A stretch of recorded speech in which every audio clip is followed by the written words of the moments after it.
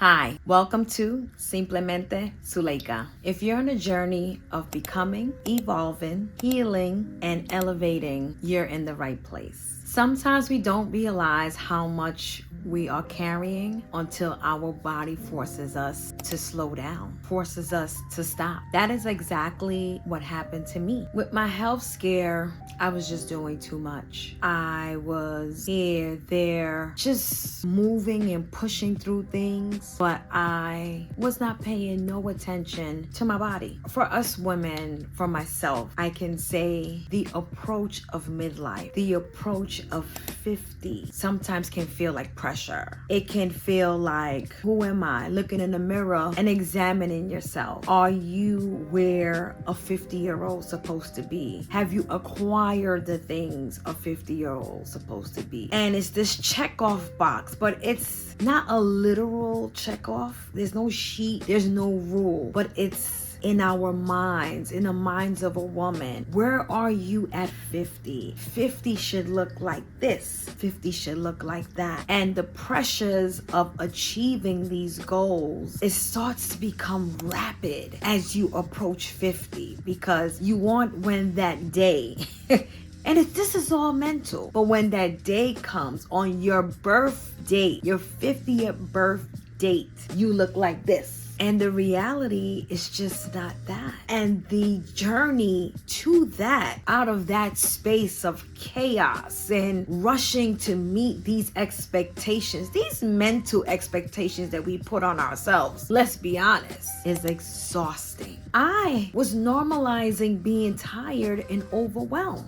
I was pushing, doing, and moving things just all over the place. And I chalked it up to, this is the life of a midlife woman, being tired and overwhelmed. And part of it is because the women before me, that's what they did. They normalized it. I always remember my mom, my aunts, my grandmother, older women that I worked with, if they had brain fog, if they had this going on, they would just chalk it up to midlife, with no research, no looking for data as to, is it something else? Could it be something else? No, it was a feeling that nothing can happen to you health-wise approaching midlife but menopause. Perimenopause, unless it's something grand that hits you, right? But 9 times out of 10, it's menopause, it's perimenopause. And that's just been the culture. But for me, that's not what it was. And I was in these stages. I was experiencing all the symptoms, the hair shedding, the bone pains, the vertigo feeling, all of that mimic menopause, perimenopause. Well, perimenopause. Let me not use menopause, because menopause, you have to go a full year without seeing your period before they say you're in menopause. So perimenopause is the right term. I just kept going and not stopping to check in. This experience forced me to slow down, not by choice at all, because I probably would have been going now recklessly. But my body said pause. Had those vertigo symptoms not be so painful, where then I started to convince myself, what if I have a tumor in my head? Had I not get that feeling, had those vertigo feelings been mild, I probably would have left it alone. I probably would have been walking around, maybe have cancer, or walking around till I fell down and broke every bone in my body and ended up in a wheelchair because no calcium. The calcium was not getting to my body. The calcium was stuck in my thyroid glands. It was just accumulating, going absolutely nowhere. Had I not have those symptoms so severe, I had to reflect on how much I was carrying and not even realizing it. Even more important, how often I would just put in myself last. So when the doctor's like, the size of it's called an adenoma, the size of it is huge, I was a little embarrassed, like, how could you not know? How could you not have paid attention? And sometimes we don't, but I was getting mild symptoms.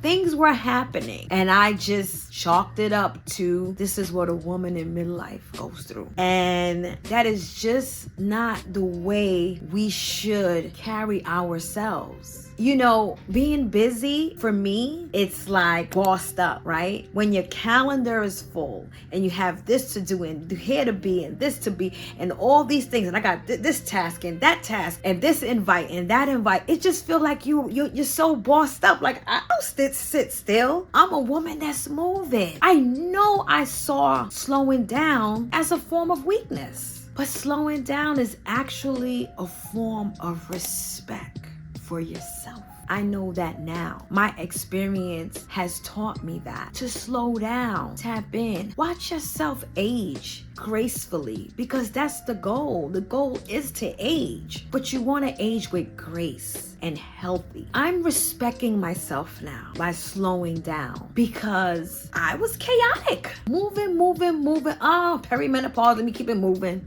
I'm limping in pain. I'm having brain fogs. I can't even remember somebody's name that I saw last week. These things were happening constantly. And I was just like, it's perimenopause. Today, I am so more intentional with my time and my energy. I no longer feel the need to say yes to everything, because the most important thing besides everything else is me. And moving around like a crazy woman and trying to meet goals and check off boxes, and I want to be here in life, I want to be at this status, I want to be this, I want to make this money. That's not taking care of you. That's feeding the ego, but it's not taking care of you. I am choosing now peace over pressure, because all of that is pressure. I choose to select, grab peace, go at it, run after peace, because the pressure is just not for me anymore. But what? It's pointless to live a life under pressure. But what? It's taking us nowhere, and it's only going to make us sicker. If your body is asking you to slow down, listen to your body. Don't wait till your body forces you to slow down. In this season of my life, I am moving with alignment and intentions, because what I'm learning is slowing your life down and taking it one step at a time is the form or the journey of becoming. If you found purpose in this video, please give me a thumbs up and you keep the change. Subscribe and get on board. This world needs more good people. Thank you for being that. Until next time.